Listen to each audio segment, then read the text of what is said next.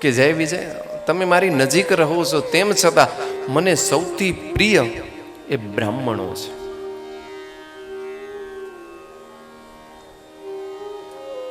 આમ તો અમારી વ્યાસપીઠની મર્યાદા હોય, વ્યાસપીઠ ઉપરથી કોઈનું નામ બોલવું એ એક મર્યાદા છે, અહીંયા જવાબદારી છે. તેમ છતાં કોઈ સંત આવ્યો હોય, એના ગુણો હોય, એનું વર્ણન કરવું પડે, કારણ કે સમાજ માટે પ્રેરણાદાયી છે. અને આજની કથા, ભગવાનની કથા આવી, એમાં ભગવાને કહ્યું કે મને બ્રાહ્મણો પ્રિય છે. તો આપણે પાસે ચંદ્ર નિકેતનથી, ખાસ ગઢશીશાથી ચંદુમાં પધાર્યા છે. હું નાનપણથી જોતો આવું છું. તાળી વગાડો. મેં અનેક સંતો જોયા છે. ચંદુમાને નાનપણથી જોયા છે. એમને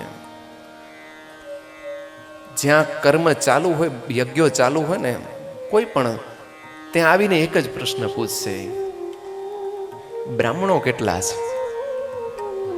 બ્રાહ્મણ પ્રિય સંત એ એટલા જ પૂછશે. અને કદાચ એમને ધ્યાન આપ્યો નહીં હોય, એમના અનુયાયીઓએ આપ્યો કે ન આપ્યો, પણ મેં ધ્યાન આપ્યો છે કે જેટલા બ્રાહ્મણ કહેશે ને, ઘણી વખત બ્રાહ્મણો કહેશે 11 છીએ, તો એમના પાસેથી 11 નોટો જ નીકળે.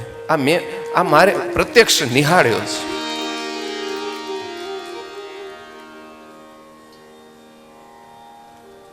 કલિયુગની અંદર બ્રાહ્મણો જેમને પ્રિય છે,